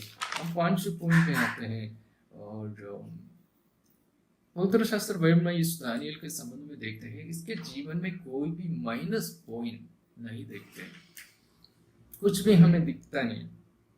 कोई भी व्यक्तित्व को ले, अब्राहम ले लीजिए, मूसा ले लीजिए, डेविड ले लीजिए, नोआ ले लीजिए, जॉब, किसी के जीवन को देखें कहीं ना कहीं कुछ माइनस पॉइंट है। हम सबके पॉइंट, हमारे जीवन में बहुत सारे माइनस पॉइंट है, बहुत सारी मलिनताएं देख सकते हैं। लेकिन इस दानिएल के ऐसे एक शख्स है, इसके जीवन में कोई गलती पाए नहीं जाते हैं। तो हमारे जीवन परमेश्वर को हम समर्पित करें ताकि एक एक दिन हम क्लीन होकर निकलें। छठवां इसका स्वभाव हम देखते हैं। दानिएल एक बहुत बड़े मंत्री लेवल का आदमी रहा वहां पर, और वो भी 4 राजाओं के प्रशासनीय काल में ये कंटिन्यूअस राजभवन में बड़े लेवल पे रहा। 4 राजा लोगों ने इसको कोई नहीं छोड़ता है, हमें दानिएल चाहिए। लेकिन साथ ही साथ देखना, ये बड़े भविष्यवक्ता भी है। उसके भौतिक जीवन में बड़े मंत्री लेवल पर, आत्मिक जीवन में भी भविष्यवक्ता के रूप में। आत्मिक और भौतिक दोनों एक संतुलित रीति से वो चला रहे। दोस्तों, जब आप आगे बढ़ेंगे, आपको बड़े बड़े पोस्ट में पहुंचेंगे, अच्छी नौकरी मिलेगी, तो याद रखना साथ ही साथ आत्मिक जीवन भी अच्छे लेवल पे पहुंचे, परमेश्वर के साथ संबंध बनाए रखे। 7वें पॉइंट में हम आते हैं, किस कारण दानिएल इतने बड़े लेवल पे पहुंचते हैं। दानिएल एक प्रार्थना करने वाला व्यक्ति था, दानिएल एक प्रार्थना मनुष्य था। हम आइए उसके 6वें अध्याय 10वें वाक्य में हम इस प्रकार पढ़ते हैं। दानिएल को मालूम हुआ कि उस पत्र पर हस्ताक्षर किया गया है, तब वो अपने घर में गया, जिसकी उपरोटी कोठरी की खिड़कियां यरूशलेम की ओर खुली रहती थी, और अपनी रीति के अनुसार जैसा वह दिन में 3 बार अपने परमेश्वर के सामने घुटने टेकर प्रार्थना और धन्यवाद करता था। दोस्तों देखिए, इस व्यक्ति क्या करा है, उसके उपरोटी कोठरी यानी उसके कमरे में, उसके घर पे ऊपरी जो पोर्शन है, ऊपरी जो कोठरी है, प्रार्थना के लिए है। वो भी कैसे है, वो हमेशा यरूशलेम की तरफ खुली रहती है। मतलब प्रार्थना में निरंतर, जब जरूरत पड़ती तभी नहीं, निरंतर परमेश्वर के साथ प्रार्थना और संबंध उसके जीवन में है। वो भी कितने बार, 3 बार, 1 बार नहीं है। या ऐसे नहीं कि जरूरत पड़ती है तब जाके प्रार्थना करें। उसके जीवन में एक स्वभाव है, आदत है, और परमेश्वर के साथ संबंध बनाए रखता है कि हमेशा 3 बार, वो भी कंटिन्यूस यरूशलेम की तरफ उसकी खिड़कियां खुली रहती है। देखना, ऊपरी पोर्शन, ऊपरी कोठरी प्रार्थना के लिए। उसके जीवन में इतने बड़े अनुभव में आने के कारण ही कि वो प्रार्थना करने वाला व्यक्ति है। हम खुद इंडिपेंडेंटली प्रार्थना करते, लेकिन दूसरा अध्याय में हम देखते हैं, दूसरा अध्याय उसका 17वां वाक्य में, जब एक कठिन परिस्थिति आई, उसने आके अपने दोस्तों से, अपने 2 भाई लोग हैं, हननिया, मिशाइल, असीरिया, उन लोगों से कहा कि भाई देखिए, ऐसी बात है, परिस्थिति बहुत विषम है, बहुत ही कठिन परिस्थिति है, हमें प्रार्थना करना है। देखिए, हमारे देश में जो कार्य हो रहा है, हमारे देश के लिए हम मिलकर प्रार्थना करें। आज पूरे विश्व में इस कोरोना काल बहुत ही कठिन परिस्थिति पैदा किया है। सारे लोग, विश्वासी लोग, गैर मसीह लोग, सभी बहुत ही विषम परिस्थिति में है, बहुत ही कठिनाई से गुजर रहे हैं। हमें क्या करना विश्वासी के रूप में, युवा लोग क्या करना है, हम अपने अपने स्थान में प्रार्थना जब कहते हैं, वो केवल एक प्रार्थना मीटिंग के संबंध में नहीं कर रहा हूं, कंटिन्यूस परमेश्वर के साथ हमें प्रार्थना का जो अनुभव है, घुटना टेक प्रार्थना का अनुभव, वो होना चाहिए। दोस्तों इसके जीवन में इतने बड़े लेवल पर पहुंचने के कारण क्या है? प्रार्थना है। दानियेल एक कुलीन व्यक्ति था, राजा के वंश में व्यक्ति है। हम भी प्रभु यीशु मसीह की संतान के रूप में याद रखें। दानियेल राज मंदिर में रहने योग्य व्यक्ति था।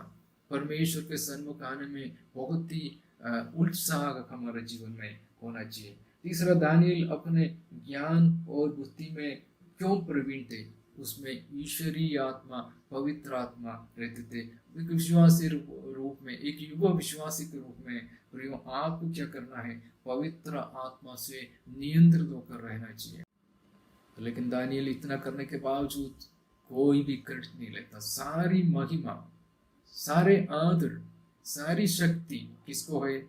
परमेश्वर को। कहता है परमेश्वर स्वर्ग में है।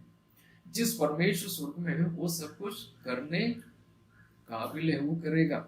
हमें कुछ नहीं करना, हमें केवल उसकी महिमा के लिए जीवन बिताना है। और हम देखते हैं इसके जीवन में कोई मलिनता पवित्र शास्त्र बाइबल में नहीं कहता है। तो दानियेल के जीवन एक संतुलित अवस्था में, भौतिक जीवन और आत्मिक जीवन दोनों संतुलित रूप में। लेकिन ये सारे कार्य होने के कारण क्या है? दानियेल प्रार्थना करने वाला व्यक्ति है। दानियेल के जीवन में ऊपरी स्थान, ऊपरी कोठरी प्रार्थना के लिए, और उसकी खिड़कियां यरूशलेम की तरफ हमेशा खुली रहती है। तो हमारे जीवन में प्रार्थना में निरंतरता, हमारे प्रभु यीशु मसीह के साथ हमारी संगति हमेशा होनी चाहिए, वो टूटे नहीं। और हम दूसरा अध्याय 17 वाक्य में देखते हैं उसकी प्रार्थना बाकी लोगों के साथ में और संगति में होकर भी करते हैं। जहां जिस प्रकार की जरूरत है, किस अवस्था में आप पहुंचे हैं, वहां पर परमेश्वर के लिए जीना है। दानियेल के जीवन देखिए, नए परिस्थिति में, नए सिचुएशन में वो किसी को श्राप देने नहीं जाते, किसी के ऊपर दोष नहीं लगा रहे, किसी प्राचीन के ऊपर दोष नहीं लगा रहे, किसी अपने दोस्त का दोष नहीं लगा रहे। फिर वो नए सिचुएशन में अपने आप बदल जाता है। लेकिन कोई परमेश्वर के वचन के साथ कोई समझौता नहीं करता है। परमेश्वर की आदर और आराधना में कोई समझौता नहीं। इस दानियेल के जीवन हमारे जीवन में भी बहुत ही एक अनुग्रह का कारण बने। हम इसका स्वभाव को सीखें, हम भी जीवन में, हमारे जीवन जहाँ बदलना है बदलें, ताकि परमेश्वर हमें ऊपर उठाए, उसकी महिमा।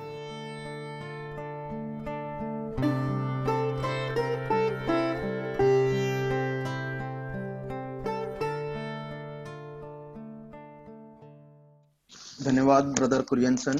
जिस प्रकार से हम लोग परमेश्वर के वचन से दानियेल के चरित्र के ऊपर हम लोग अध्ययन कर रहे थे, जिस प्रकार से हम लोग भाई से सुन रहे थे कि किस प्रकार से एक 18 साल का एक युवा व्यक्ति वो कठिन परिस्थिति में भी किस प्रकार से अपने भौतिक और अपने आत्मिक जीवन को वो संतुलन में ले जाता है, और किस प्रकार से वो इतने ही कठिन परिस्थितियों में होने के बावजूद भी वो कभी भी ना तो परमेश्वर के वचन के साथ या परमेश्वर के सिद्धांतों के साथ कभी भी वो समझौता नहीं करता, लेकिन वो अपने हर एक आज्ञाओं में और परमेश्वर के वचन में विश्वास योग्यता के साथ वो खरा उतरता है। तो मैं प्रार्थना करूंगा कि हमारे भी जीवन में जब हमें भौतिक हमारे जीवन में बढ़ोतरी हो, परमेश्वर हमारी सहायता करे कि हम हमारे आत्मिक जीवन को भी संतुलन में उसके साथ साथ ले जा सके। अभी हम लोग हमारे अगले कार्यक्रम की ओर बढ़ेंगे। हमारा जो अगला कार्यक्रम है वो एक विशेष सत्र है। इसमें हमारे भाई हमारे कलीसिया में पिछले 25 साल से हमारे साथ जुड़े हुए हैं। वो भाई अपने उच्च अध्ययन के लिए वो ह्यूस्टन की ओर इस 15 तारीख को वो यात्रा करेंगे। तो उनको प्रार्थना के साथ अभी कुछ भाई लोग उनके जीवन में उनके विषय में कुछ गवाही को प्रस्तुत करेंगे और प्रार्थना के साथ उन्हें उनके उच्च अध्ययन के लिए उन्हें विदा करेंगे। तो मैं आगे के कार्यक्रम को ब्रदर बेबी कुरियन को सौंपता हूँ। परमेश्वर का महिमा हो इस सुंदर अवसर के लिए। अभी जो एंकरिंग जो करने वाला भाई अपना सामसन थे, सामसन अभी बीमार होने के कारण अभी भाई एलन को करने के प्रभु ने सहायता किया। मैं उनको भी टीम से कोई भी इस प्रकार कुछ अवस्था में और इनकन्वीनियंस गुजरते हैं तो तुरंत आप लोग खड़े होते। मैं परमेश्वर को धन्यवाद देता हूँ। इस समय हमारे बीच में से प्रिया स्टैनली शुरू से हमारे इस आरटी टीम में सेवा करते आ रहे थे। वो पिछले 25 साल से वो इंदौर में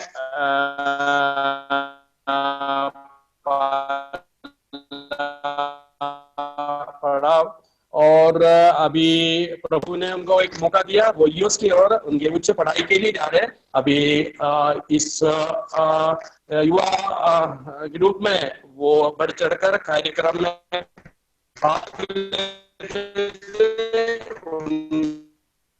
उनको 2 शब्द कहना बहुत आवश्यक, बहुत जरूरी है। इसलिए हम लोग इस प्रकार से 5-10 मिनट का कार्यक्रम रखा है। मैं स्टैनली को मैं धन्यवाद देता हूँ। आपने इस प्रकार इस युवा प्रोग्राम में भाग लिया प्रभु के महिमा के लिए। अभी हम सामने निर्दोष रहा, राजभवन में बड़ा पदवी दिया है, लेकिन वो दुर्व्यवहार नहीं में ऐसे हमको सुनाया है। मधुर बात है, दानियल परमेश्वर के सामने निर्दोष रहा। आप स्टैनली जहां पर भी आप जाए पढ़ाई के लिए निर्दोष रहे और आपको जो भी पदवी मिले और वो दुरुपयोग नहीं करे, प्रभु के महिमा के लिए, कलीसिया का उन्नति के लिए और परिवार की उन्नति के लिए आप सोचे और काम करें। और हमारे ये युवा ग्रुप में आप उधर भी जाके हमारे साथ में जुड़े रहे। प्रभु का धन्यवाद। मैं अभी बिनु हमारे ग्रुप की मैं अभी अनोवर बिनु वर्गीस प्लीज। के नाम की महिमा हो कि आज के इस दिन के लिए कि प्रभु ने ये हमें अवसर दिया है। रात के 12:30 बजे थे। कुछ आवाज सुनकर हम डरे और किचन से पीछे की ओर जब गए तो वहां पे कोई व्यक्ति नहीं था। और उसके बाद अगले दिन जब हम देखते हैं तो हम क्या पाते हैं कि वहां पे कुछ बिल्लियां परेशान कर रही थी। आप जानते हैं कि अगर कोई व्यक्ति ना हो और फिर भी आवाज आए तो रात कैसे गुजरेगी। लेकिन जब ये बात हमने कुछ अपने नौजवानों के बीच में बांटा तो उनमें से सबसे पहले भाई स्टैनली पुनस बोला कि भैया मैं इसमें आपकी मदद कर सकता हूं। वो अपने घर से हमारे घर की ओर आया, 45 मिनट बैठा रहा। बिल्ली के कुछ बच्चे वहां पर थे, 45 मिनट उस बच्चे के साथ बैठा रहा। क्यों? ताकि वो घुल मिल जाए, बिना कुछ कहे, बिना कुछ बोले, सिर्फ उसके साथ बैठा रहा और उसको ले जाने के पूरे इंतजाम के साथ वो उसे बड़े प्यार से अपने घर ले गया। अब आप सोच सकते हैं एक बेजुबान एक जानवर के साथ जब कोई इतना प्रेम और इतनी दया दिखाए तो हम जैसे विश्वासी भाइयों के साथ वो कैसा रहा होगा। इसलिए उसके जाने की, यहाँ पर इंदौर कलीसिया से, इंदौर के शहर से जाने की और इस भारत देश को छोड़ने की हमें दुख जरूर है, लेकिन इस बात की खुशी है कि जिस बात को लेकर वो प्रार्थना में याद कर रहा था और हमसे भी उसने विनती करी थी कि उसे हमेशा उस बात के लिए स्मरण करे, प्रभु ने सही समय पे उसको उत्तर दिया है। और जहां पे परिस्थितियां विपरीत थी उसके लिए बहुत ही अनुकूल और बहुत ही कम समय में उसके लिए यह मार्ग खुला है। परमेश्वर ने उसे आशीष किया है एक अच्छे हृदय के साथ, बहुत ही कोमल एक हृदय के साथ।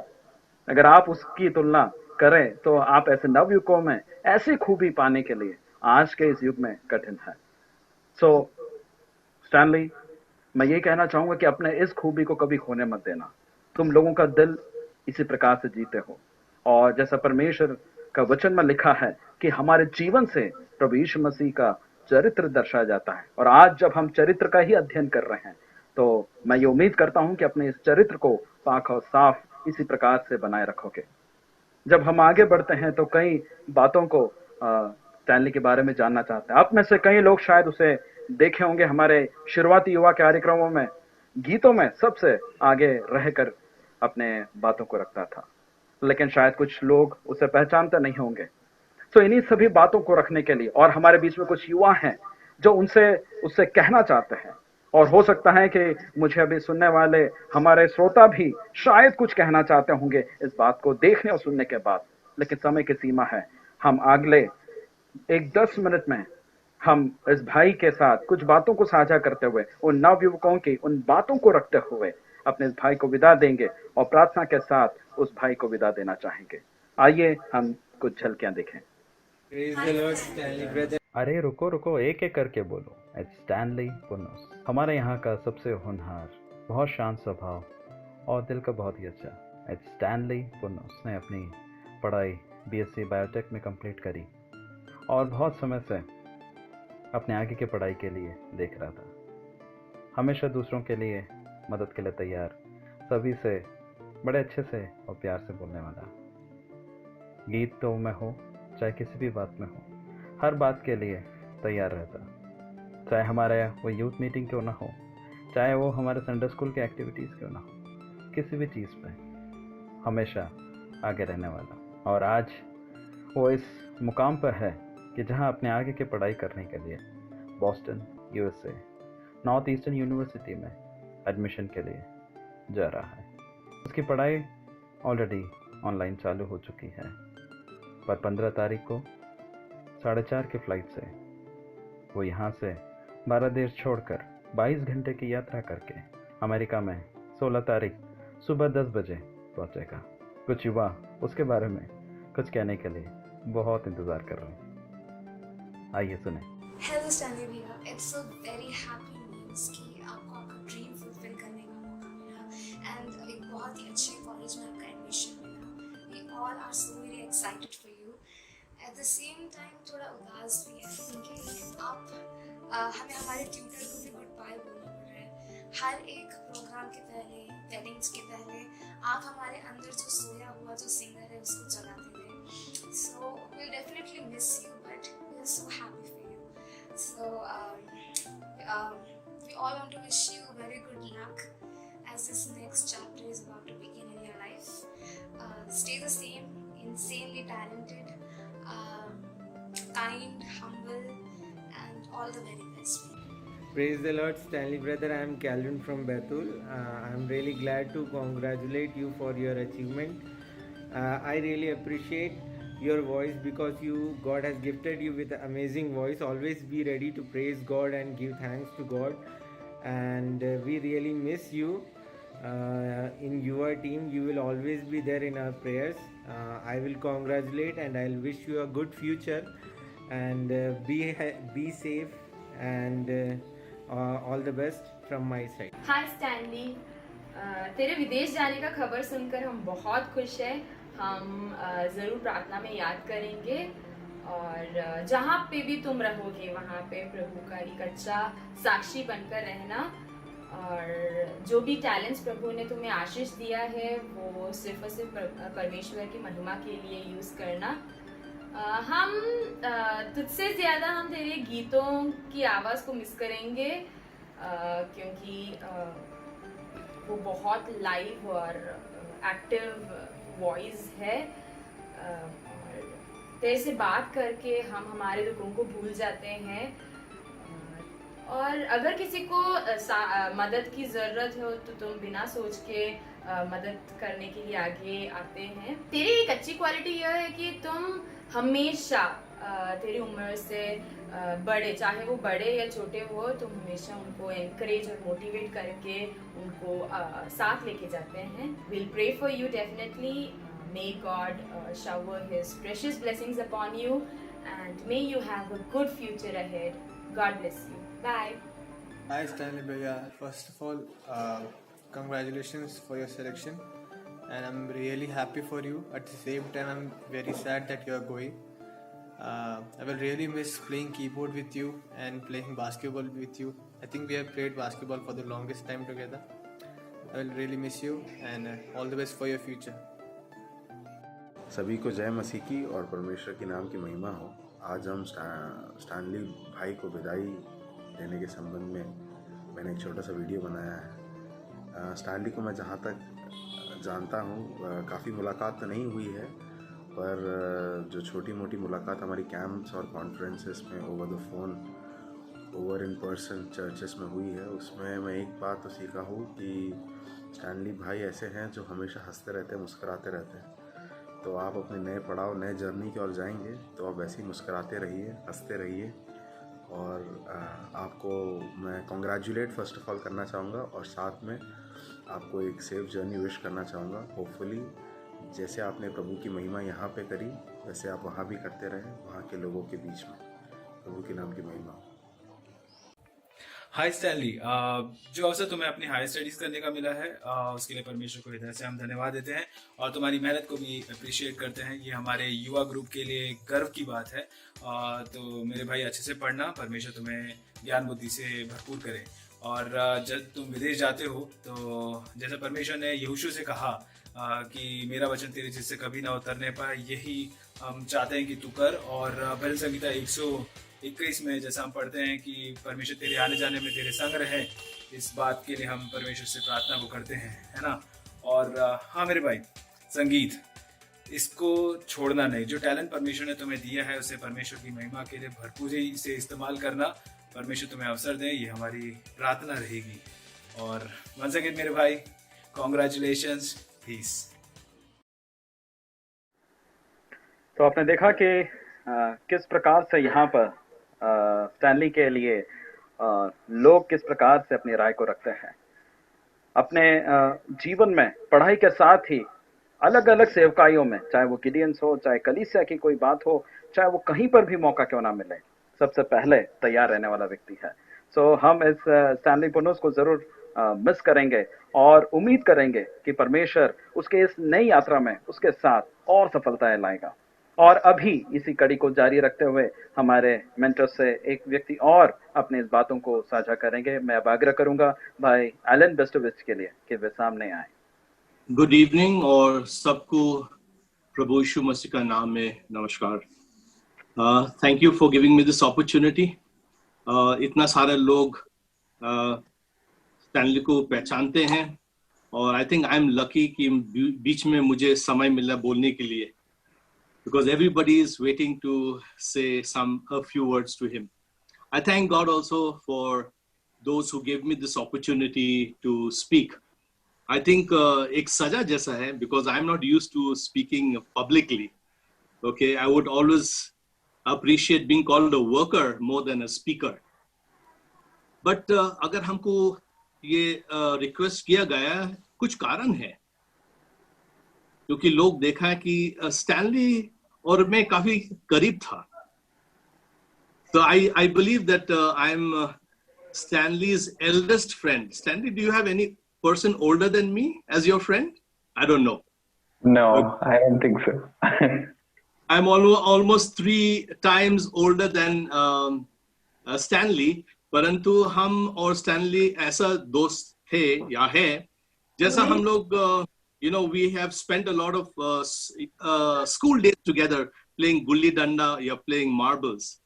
Okay, but we still have very good rapport with him.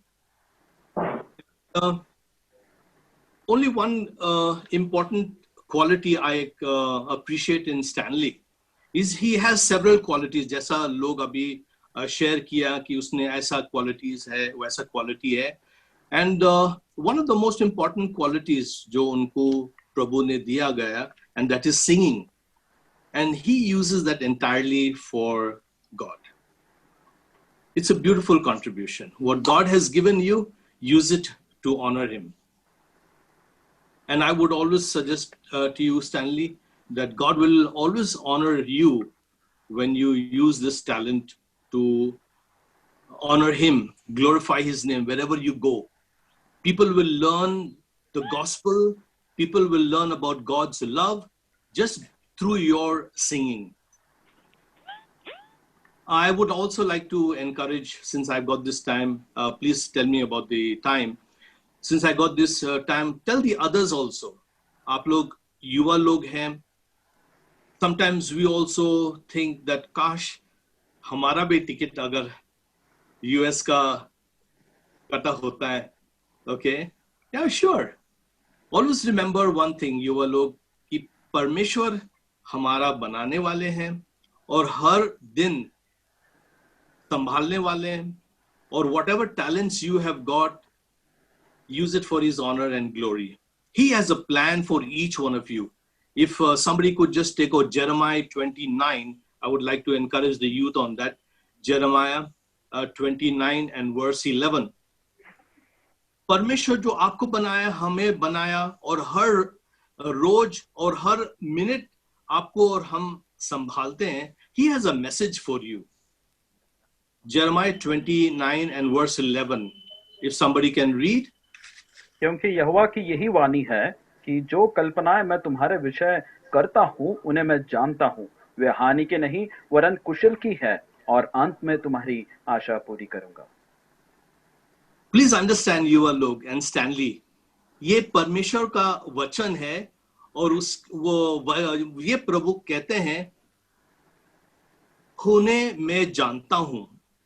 I know you, I have the plans for you. और जो भी हमने प्लान्स बनाया आपको युवा लोग के लिए, हमेशा याद दीजिएगा कि परमेश्वर हैज पूरा control on this, and it is his plan. हानि का नहीं है परंतु अच्छा के लिए. कभी कभी हम सोचते हैं कि if it could be done my way, क्योंकि मेरा जो तरीका है बहुत ही अच्छा, प्रभु से भी अच्छा है. कभी कभी I can do some job, कुछ काम हम कर सकते हैं प्रभु से तेजी से भी. I think one thing we have to learn, God has his time, God has his plan for each one of us. When there will be times, कभी भी आपका youth life में सवाल जरूर रहेंगे, confusions जरूर रहेंगे, but always remember the promise of your creator, my creator. Quite often आप अपना आप को भी पूछेंगे या लोग के सामने पूछेंगे कि मेरा मदद कौन करेंगे. You will be having a lot of problems, difficulties and challenges. You're going to a new country, new cultures, new people. There will be times, there's no doubt about it. And you may ask this question, जैसा बाकी youth को भी ऐसे ही समय आएंगे. You have some confusions, but I would always like to guide you. There is one address I would like to give you. कभी भी आपको अगर तकलीफ है तो इस एड्रेस पर जाइए. Binu, can you take out that address? Psalm 121. Bhajan 121 and 1 और 2. मैं अपनी आंखें पर्वतों की ओर लगाऊंगा, मुझे सहायता कहां से मिलेगी. मुझे सहायता यहोवा की ओर से मिलती है, जो आकाश और पृथ्वी का करता है. धन्यवाद Binu. You have any difficulty, any promise, any confusions? Okay, always run to this address, Psalms 121.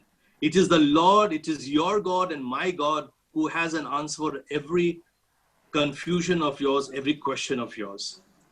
So I would just like to conclude here. Thank you very much for this time, organizers. And Stanley, by all means, go ahead. God is with you. Whenever there is a question, you know where to find the answer.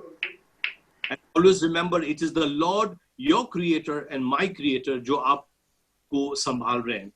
So once again, Stanley, goodbye. God bless you and hope to see you as early as possible. God bless. Thank you, Alan Uncle. और जब ये सब हम कह रहे हैं तो हमारे हृदय बड़े भावुक हैं, और मैं जानता हूँ कि हम सभियों के लिए ये बात कठिन है. मुझे हमेशा इस बात का ध्यान रहेगा, हम कलीसिया से आराधना के बाद बाहर निकलते हैं और गाड़ी से निकलकर हम बिल्कुल तैयार है जाने के लिए. उसके बावजूद स्टैनली बुलाएगा और कहेगा बिनु भैया, और वो पास में आएगा, हम कांच को नीचा करेंगे और पूछेंगे क्या हुआ. बोले कुछ नहीं भैया, बस आपको बाय कहना था. तो इस प्रकार के एक अजीब सा एक रिश्ता जो उसके साथ जुड़ा है और हमारे लिए ये बहुत ही करीब का है. तो अब मौका है कि हम अपने भाई स्टैनली पुन्नुस से सुने, जो शायद भारत देश में शायद ये उसके लिए युवा कार्यक्रम से आखिरी प्रसारण होगा. लेकिन मैं ये विश्वास करता हूँ कि युवा से स्टैनली का जुड़ाव बना रहेगा, और परमेश्वर के अनुग्रह से जब हम अंतर्राष्ट्रीय कार्यक्रम कर रहे होंगे तो शायद स्टैनली यूएस से लाइव करेगा. Over to Stanley Punnoose. धन्यवाद बिनु भैया, इतने अच्छे शब्दों के लिए। मुझे पता नहीं था इतना सब कुछ आप लोग कैरी आउट करोगे, इसलिए ये इस प्रोग्राम के लिए, इन सब चीजों के लिए मैं बहुत धन्यवाद देता हूँ। धन्यवाद बेबी अंकल, आपने मुझे एक और मौका दिया, और सभी एल्डर्स, एलन अंकल और लिबी भैया, सभी एल्डर्स और सभी बड़े बुजुर्ग लोग के लिए मैं धन्यवाद देता हूँ। उन्होंने मेरे को एक और प्लेटफॉर्म दिया यहाँ पर अपनी गवाही पेश करने, और मेरे सभी जवान भाई बहनों को मैं बहुत धन्यवाद देता हूँ। बहुत अच्छा वीडियो बनाया था, मुझे पता नहीं कब बनाया ये सब, शायद आज ही बनाया होगा, बट बहुत बहुत अच्छा लगा मुझे ये सब सुन के। आप लोग इतना केयर करते हो और आप लोग इतना प्रार्थना करते हो, उस प्रार्थनाओं की वजह से, उस प्यार की वजह से, उस प्रेम की वजह से मैं आप सब लोगों के सामने ऐसा हूँ आज। जो कुछ भी मैंने पाया है आत्मिक बढ़ोतरी में, फिजिकल लाइफ में, एक हेल्प सपोर्ट में, इन सब में आप सब लोग मेरे साथ हैं, उसमें धन्यवाद देता हूँ। और मैं परमेश्वर का सबसे ज्यादा और सबसे पहले धन्यवाद देता हूँ कि उसने इतने सालों मुझे इस कलीसिया में रखा, इस इंदौर शहर में रखा, बचपन से लेकर आज तक हर एक चीज दिया है उसने मुझे। उसका मैं तहे दिल से पूरा धन्यवाद देता हूँ। और यहाँ पर आए सभी भाई बहन जो दूसरे कलीसिया से हैं, दूसरे जगहों से हैं, अलग अलग, उन सभी को मैं देखकर खुश हूँ कि आप लोग भी मुझे सुन सके और इस प्रोग्राम का भाग बन सके। मैं आप सभी लोगों को धन्यवाद देता हूँ। मैं कहना चाहता हूँ कि जैसा कि बताया गया है आपको कि मैं 15 तारीख को निकल रहा हूँ भारत से अमेरिका की ओर मेरी आगे की पढ़ाई करने। मेरी पढ़ाई है मास्टर्स इन साइंस बायोटेक में, और वो 2 साल का प्रोग्राम रहता है। तो आप लोग जरूर उसके लिए मुझे जरूर अपने प्रार्थनाओं में याद रखना। जो कुछ भी मैं वहाँ करने जा रहा हूँ, पढ़ने जा रहा हूँ, उसके लिए आप सब लोग प्रार्थना करना। और मैं बात कहना चाहता हूँ कि ये जो यूएस जाने का जो तैयारी हुआ है, ये बहुत जल्दी हुआ है। ऐसा मैंने कभी सोचा नहीं था। मैं नॉर्मली हर एक बच्चों को जो यहाँ से पढ़ने जाते हैं सबको 2-3 महीना तो लगता ही है, पर मेरे केस में बहुत जल्दी, कम 2 हफ्ते में सब कुछ हो गया था। तो ये सब परमेश्वर की देन है, परमेश्वर का आशीष है जो मेरे जीवन में हुआ है। क्योंकि मुझे ऐसा लग रहा था कि मार्च में तो मुझे एडमिट मिल गया था, पर कोविड-19 की वजह से इस साल मैं नहीं जा पाऊंगा क्योंकि सब बंद हो गया था। लेकिन परमेश्वर के अद्भुत कार्य मेरे को देखने को मिला हर जगह। सब कुछ इतना जल्दी और आसानी से हो गया, और अब मैं 15 तारीख को निकल रहा हूँ। तो ये सब परमेश्वर का एक बहुत बड़ा अद्भुत कार्य है मेरे जीवन में। मेरी भी इच्छा थी 2 सालों से, मैं भी सोच रहा था बाहर जाके पढ़ने का। वो परमेश्वर ने पूरा करके दिया है। मैंने प्रार्थना की और उसने उसका उत्तर दिया, इसलिए मैं बहुत बहुत उसका आभारी हूँ। और जैसा कि आप लोगों ने कहा, सभी लोगों ने, कि मुझे वहां जाके एक अच्छा विश्वासी बनना है, वो एक यीशु मसीह के जैसा उसका शैडो में चलना है, वही मुझे करना है। उसके लिए आप सभी लोग मेरे लिए प्रार्थना कीजिए। मेरी आत्मिक जीवन वहाँ, मेरा निजी जीवन, मेरा कॉलेज लाइफ, हर एक चीज के लिए वहाँ सब कुछ पर्याप्त मिल सके, उसके लिए मैं आप सब लोगों की प्रार्थना चाहता हूँ, परमेश्वर की सहायता चाहता हूँ। बस इतना कह के मैं रखना चाहता हूँ। और हाँ, एक वही जैसा कई लोगों ने कई भाई बहनों ने पढ़ लिया है वो Psalms 121। मेरा भी वही आज का वर्स था जो मैं पढ़ के रोकना चाहूंगा। Psalms 121 मैं इंग्लिश में पढ़ता हूँ। I lift up my eyes to the hills. From where does my help come from? My help comes from the Lord, who made heaven and earth. He will not let your foot be moved. He who keeps you will not slumber. Behold, he who keeps Israel will neither slumber nor sleep. The Lord is your keeper, the Lord is your shade on your right hand. The sun shall not strike you by day, nor the moon by night. The Lord will keep you from all evil. He will keep your life. The Lord will keep your going out and your coming in from this time forth and forevermore. मैं धन्यवाद देता हूँ सभी लोगों का इस programme के लिए, और परमेश्वर का भी धन्यवाद देता हूँ आगे की, और आप लोग मेरे लिए जरूर प्रार्थना कीजिए आगे के जीवन के लिए। धन्यवाद। थैंक यू स्टैनली भाई, और धन्यवाद इन शब्दों के लिए। और जिन बातों को सुना है, जैसा कि संसार की रीति ना हो कि हम ये सब घमंड से भर जाए और फूल जाए, परंतु अपने स्वभाव को बनाए रखते हुए परमेश्वर के उस चाल चलन में जो हमारे युवा का थीम वर्स भी है, 1 तिमुथियुस 4:12, उसमें हम चलते रहें। अब ये समय हो चुका है कि आज के हमारे इस अद्भुत कार्यक्रम को समाप्ति की ओर लेके जाएं, और इस समाप्ति के प्रार्थना के लिए मैं अनुरोध करूंगा परमेश्वर के दास जब्बर खान से, जो सीहोर में सेवकाई करते हैं, जो प्रार्थना करेंगे हमारे आज के सभा के समापन के लिए। वे याद करेंगे उन बच्चों को भी जो गवाही देते हुए हमारे सामने आए थे। वे याद करेंगे खासकर भाई स्टैनली पुनुस को कि उसकी यात्रा जब वो 15 तारीख परसों यहाँ से भारत देश से विदेश की ओर करता है, और हमारे आगे के युवा के कार्यक्रम के लिए, और सभी युवा जो आज जुड़े हैं और डैनियल की किताब से जिन्होंने अध्ययन करा है, उन बातों को और सही रूप से जिस भाषण से उन्होंने समझा है उसको अपने हृदय में रखते हुए अपने आगे के जीवन को ले सके। भाई जब्बर खान। धन्यवाद देता हूँ कि ऐसा एक मौका परमेश्वर हमारे जीवन में लेकर आया। जिन बच्चों को हमने बड़ा होते हुए देखा, गोद में खिलाया, आज परमेश्वर उनको इतना आशीष किया है, और उनके माता पिता के लिए भी मैं धन्यवाद देता हूँ कि जिस मार्ग पर उन्हें चलना था, जिस तरह परमेश्वर का वचन बताता है, उस मार्ग पर उन्होंने चलने में उनकी ताकीद की, उनको रास्ता दिखाया। उनके सेक्रीफाइस के लिए भी मैं धन्यवाद देता हूँ। और स्टैनली से ये कहना चाहता हूँ, बेटा तुम्हारा वहाँ जाना जो है उसके पीछे बहुत लोगों की मेहनत है, घर में कई लोगों की प्रार्थनाएं हैं, और खास करके अपने माता पिता और उस परमेश्वर की जिसके सेवा में परमेश्वर ने तुमको बुलाया है, वहाँ पर भी तुम्हारे लिए एक सेवा परमेश्वर ने रखी है। जो वहाँ के लोग हैं, जो बच्चे हैं, उनके बीच में उस सेवा को अपनी गवाही के द्वारा करने में परमेश्वर आपकी सहायता करे। मैं धन्यवाद देता हूँ उन सारी बातों के लिए। और आइए हम इस समय प्रार्थना करते हैं। हमारे स्वर्गीय दयालु पिता परमेश्वर, हम धन्यवाद देते हैं आपकी आशीषों के लिए, आपकी कृपा के लिए, आपकी दया के लिए पिता, जिसके द्वारा इस संसार में आज दिन तक हम जीवित हैं। और इन प्यारे बच्चों के लिए जो आज युवा के रूप में पिता परमेश्वर आपने उनको हमारे बीच में रखा है, माँ के गर्भ से लेकर इस युवावस्था तक पहुंचने में आपने अपनी कृपा, अपना दया पिता परमेश्वर, अपना अनुग्रह आपने उन पर बनाए रखा। इसके लिए धन्यवाद देते हैं पिता परमेश्वर। आज के इस सम्मेलन के लिए भी धन्यवाद देते हैं पिता, बच्चों को इस लायक किया कि पिता परमेश्वर वो आपके नाम की महिमा के लिए इस सेवा को वो कर सके।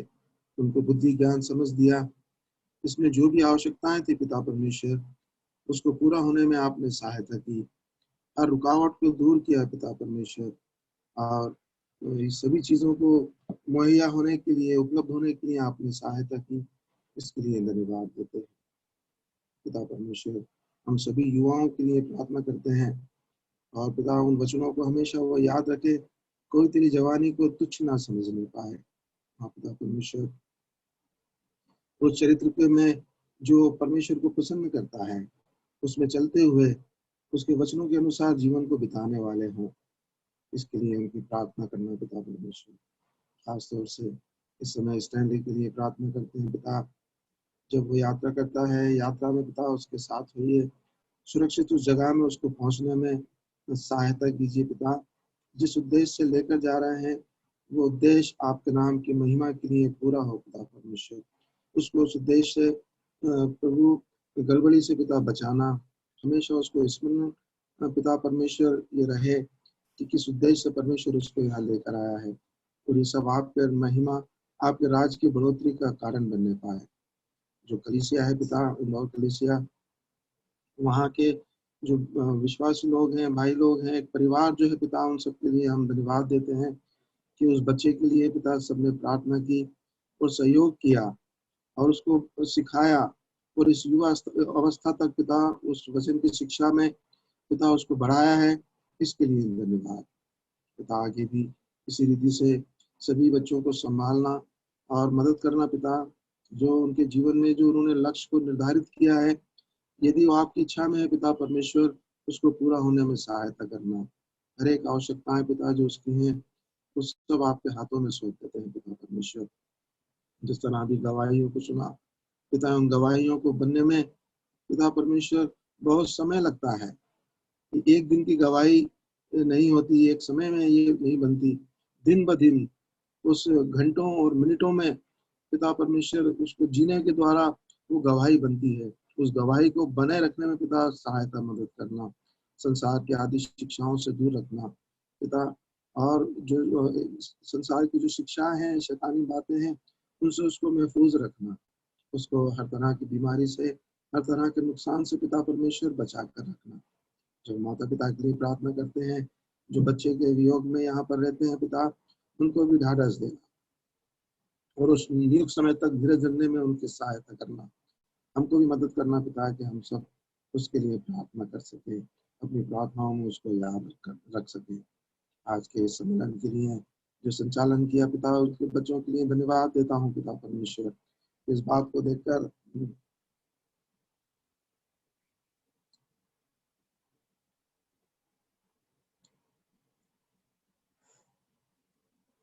दिल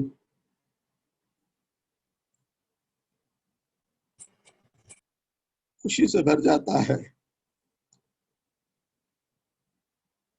आपके लिए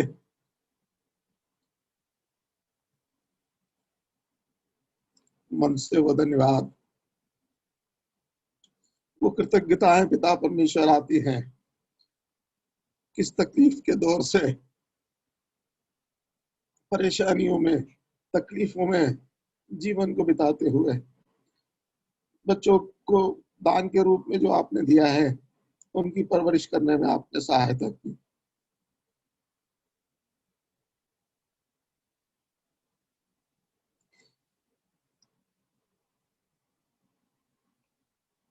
धन्यवाद पिता, आप विश्वासियों के परमेश्वर हैं।